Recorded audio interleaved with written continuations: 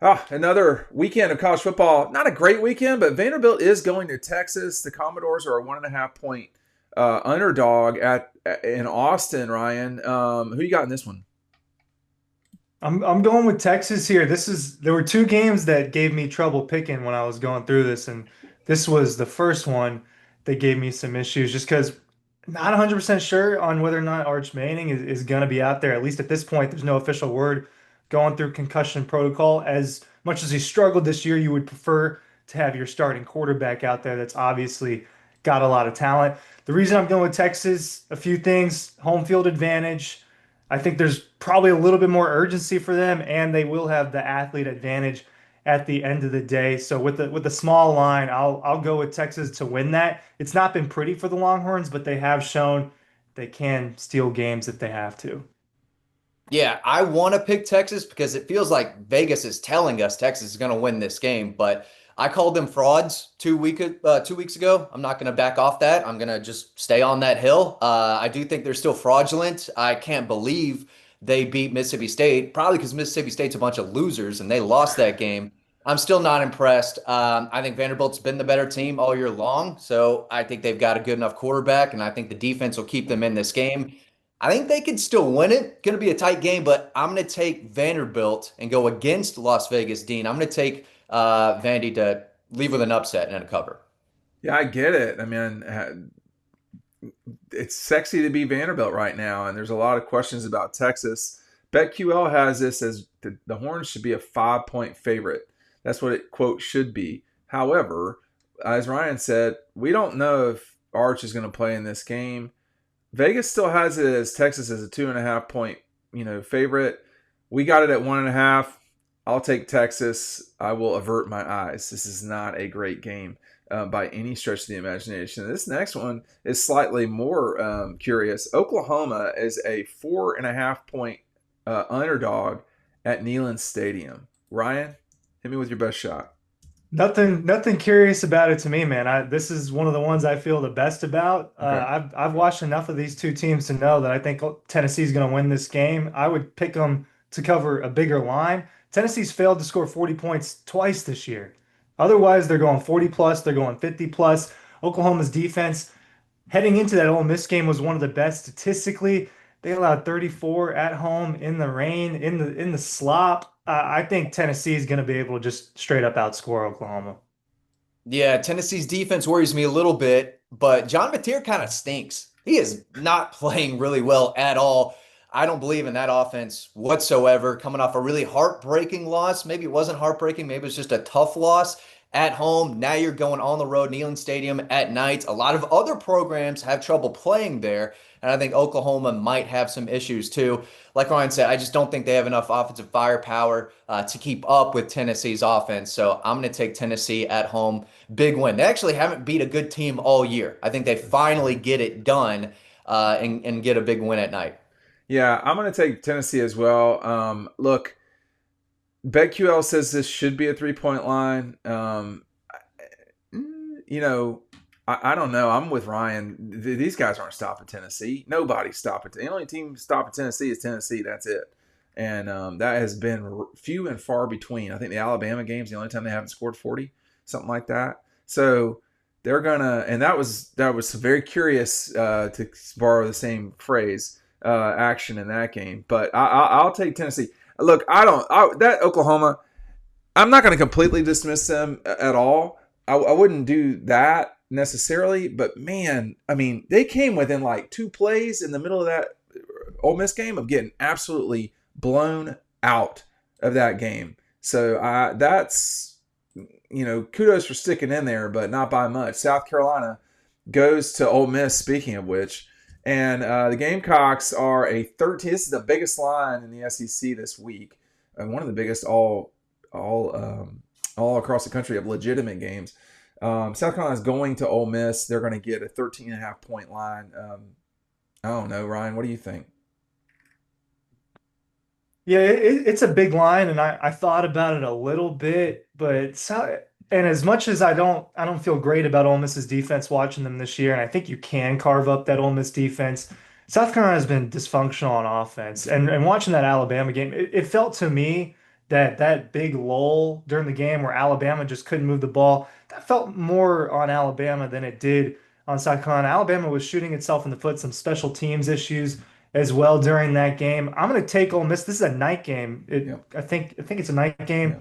It's going to be tough for Ole Miss to go in there and keep up with them or for South Carolina to go in there and keep up with them. If you're Ole Miss, last year they were in good position to make the SEC championship. They were in control of their destiny and they fumbled that. This year they're not in control, right? There's less to fumble. I think there's a little bit less pressure on them this season. I think that they'll kind of roll the rest of the way. Yeah, this is their first home game in quite a while. Road game in Athens, road game in Norman. They're finally back home. Night game.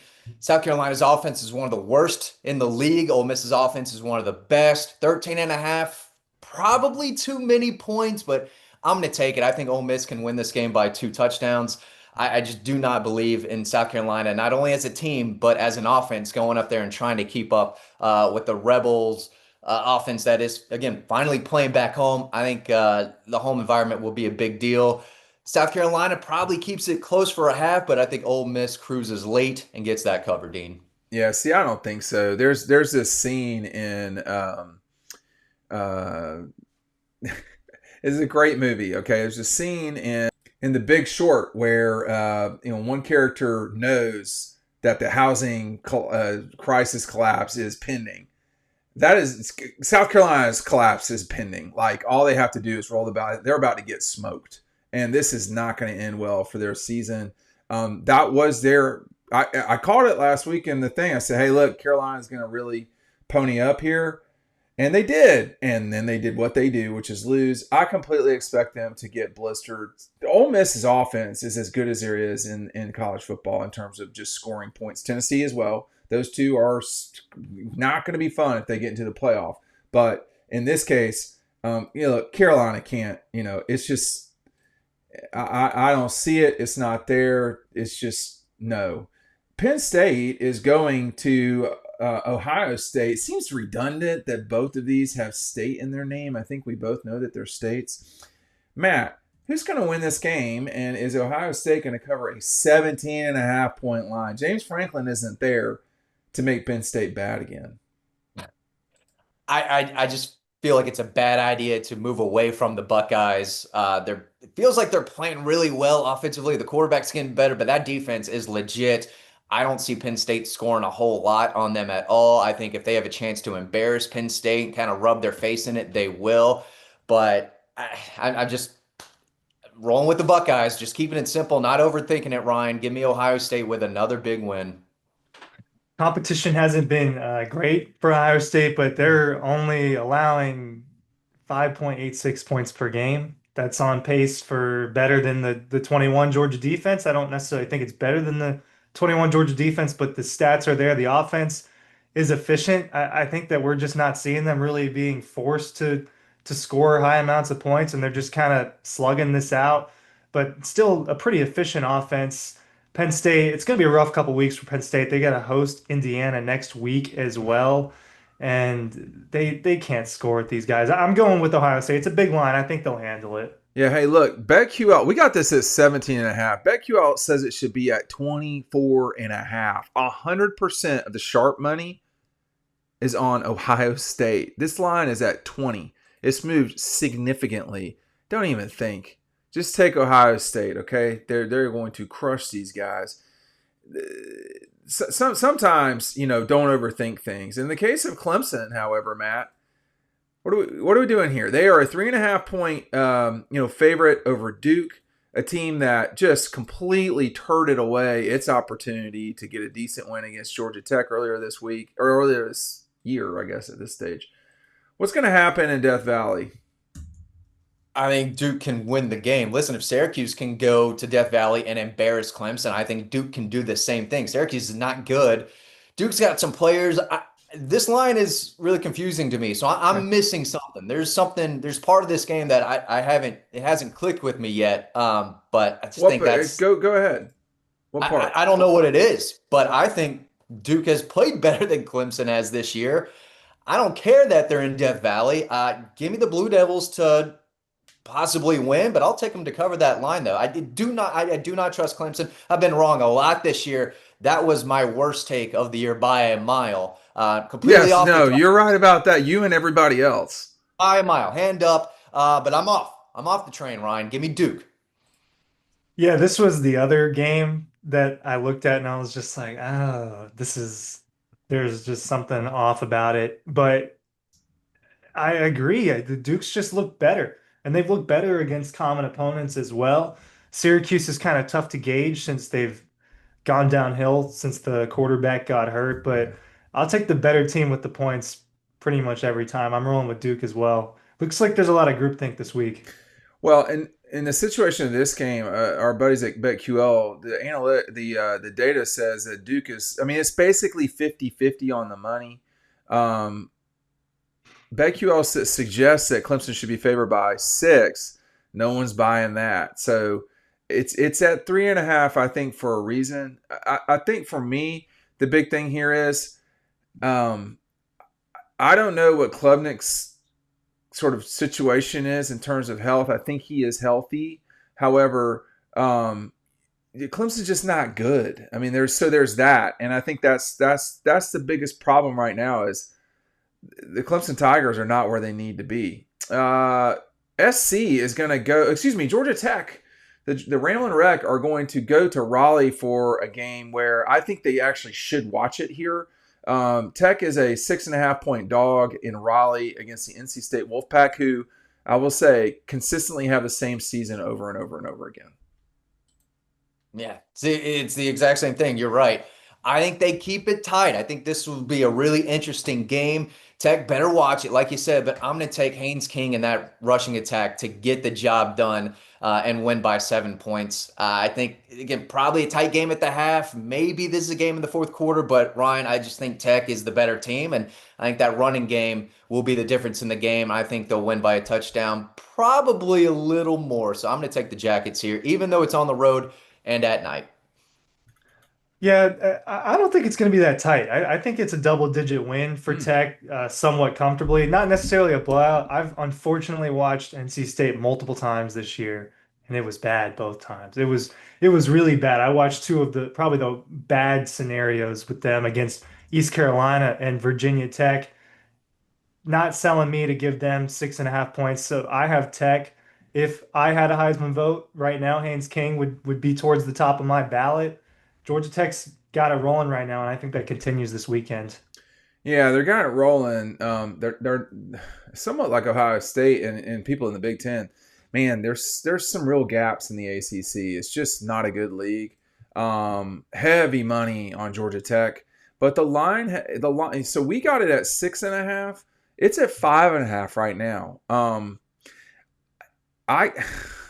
I'm going to take Tech, but there's like a little radar in me that says that the Jackets better watch it this weekend because Raleigh can be a real snake pit for sure. I'll tell you what's not a snake pit is traveling to. I messed up the screen there. Is going to Nebraska.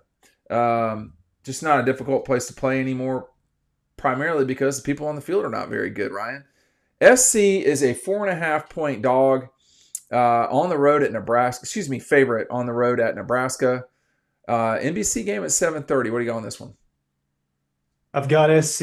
I haven't been impressed with Nebraska this year, and in their They're right. in their Big toughest Ten game, team it you're not wasn't very impressed close. with. You and everybody else. Yeah, well, they don't have any good wins. I was looking through it. You can't tell me what their best win is. Is it Cincinnati. Cincinnati? I Yeah. mean, or is their best game a loss? It's not great. I like the Jada Mayava Makai Lemon combo on USC's offense. That's one of the best quarterback wide receiver duos in the country, and they've been fun to watch this year. SC's kept it tight in their two losses to solid Big Ten team or Illinois and Notre Dame. So some teams that are not to be Is Illinois taken good? too lightly. Ryan, is Illinois good? What Is Illinois good? what it depends on what your barometer is. I think they're a good team. I don't think they're a great team. Are they a top 30 team? Around that, yeah. There's 16 teams in the SEC. How many teams would Illinois beat? 5, 4. Probably about half of them. Yeah, I don't know about half. Go ahead. Probably about half, not more than half. Well, I don't mean to get sidetracked on Illinois. Go ahead. Either way, USC's better than Nebraska. I think they're going to go in there and win. Illinois is solid. They're not. They did get bum rushed by Indiana. Yes, they That was did. bad. But other than that, it's largely been fine. Indiana and Ohio State have been their two issues. But USC, solid team. I think they go in there and win by a touchdown. Yeah, Nebraska stinks. They can't block Never anybody. do it. Yep. They lost to Minnesota. Minnesota stinks. This is a bad football team. They're bad. USC is going to win the game. I like the quarterback play better. Raiola's not bad, but he's just running for his life. He's getting sacked all game long. Give me the Trojans, like Ryan said, by a touchdown or more. This Nebraska team, they're not it. They stink. Everything Matt said, give me Nebraska. All of it. The Georgia Bulldogs and the Florida Gators are going to play in the world's largest outdoor cocktail party in Jacksonville. It's not the largest outdoor cocktail party. Listen, people, if you're going to cover this, like team, sport, whatever, get the things right. There's certain things that we talk about. World's largest outdoor cocktail party. It's not an outdoor cocktail party. It's not the largest. It used the whole thing, okay? And don't get me triggered. Don't get me started on me slamming some free birds. Some of us are keeping it, we're keeping hydrated. Some of us won't be there because we have a wedding. Right. That's the third time you've air quoted his wedding. Let's see. We're gonna start with Ryan and take it from there. The Dogs. I'm sorry, Ryan. The Dogs are a 7.5-point favorite. This is in contention for me to make it my lock of the week on Oh, Five for boy. Friday. I think Georgia covers this line.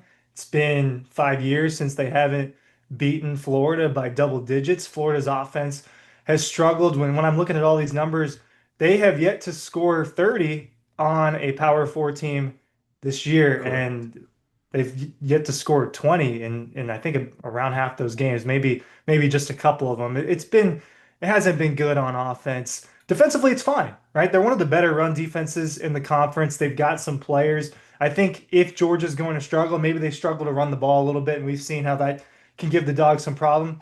At the end of the day, I think even if it's late, Georgia's going to cover this line. They're going to get out of there with a double-digit win, and people will probably be really drunk, right? I think that I'm predicting a little bit more of a drunker crowd this year, probably from the Florida fans who just know that this might be a bad day for them. Yeah, Florida can't hang with Georgia. I think they'll come out swinging a little bit, maybe an early score or two, but that's about it. They can't hang with this Georgia team for probably three quarters, much less four. I think Georgia's offensive line will handle their own. I do think Georgia will win the game in the trenches and in the run game using Gunnar Stockton's legs, long possessions. I think the defense, big opportunity for them against one of the worst offenses in the SEC.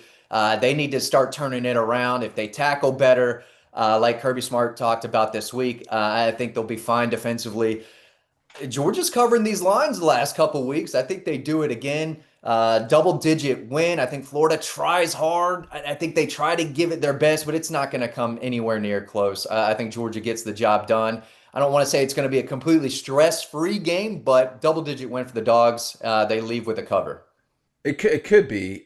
Florida, for the record, is averaging 17 points a game in Power 5 game. Well, USF is not Power 5, but in I'm going to give that to them. So they're just not scoring. I mean, they scored 16 against USF, 10 against LSU, 7 against Miami, 29 against Texas, who apparently is not nearly the defense that we thought they were. If we're just being frank. With their performance against Mississippi State this past weekend. The Gators also scored 17 against A&M. That was a halfway competitive game, not really.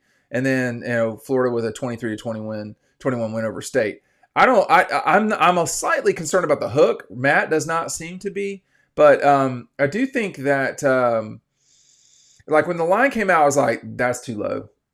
But I think anymore, a 7.5-point line in today's college football is not as low as it seems. It's certainly not as low as it used to be because the games are just way more competitive than like Ole Miss, South Carolina in the past. I think that could be a 17-point game or something more like closer to 20. I think this game feels to me more like 10, but I think that if there's been very few upsets in this rivalry through the years. They're true upsets. So like 97, 14. Because like Georgia was a 7-point dog in 07 when they beat the Gators. So it would have to be something like that. But I just don't know. I don't see Florida winning this game, period. The question is, can they cover? But I have seen the 14 game, which was shocking. And then the 15 game, Vegas got that completely wrong. Completely wrong. That was a pick 'em with Fatone Balta as the quarterback. It was completely insane.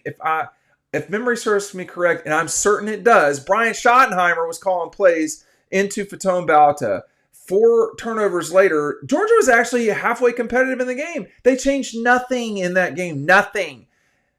It was a disaster. I've seen 2 disasters in Jacksonville. I saw that game, and I saw the 08 game. Those were both train wrecks for Georgia. I don't think we see a train wreck for the Gators, but I don't see this game being close. I don't love the hook just because, and I know we're talking about game might not be close, but I don't know, man. I've seen a lot of Florida, and they fight. That's the one thing. They will really sit there and fight. But man, they're going to put it together all of a sudden. Billy Napier was holding back that much, and they're going to get it all right. I don't know about that. And the last thing I'll say is this: we're assuming Georgia doesn't really play well. If Georgia really plays well, it could be a really nasty day in Jacksonville. We'll see. Some of us will see it live. Some of us will be at a wedding. All right, we'll see you. We'll see you after the game. Thanks for watching.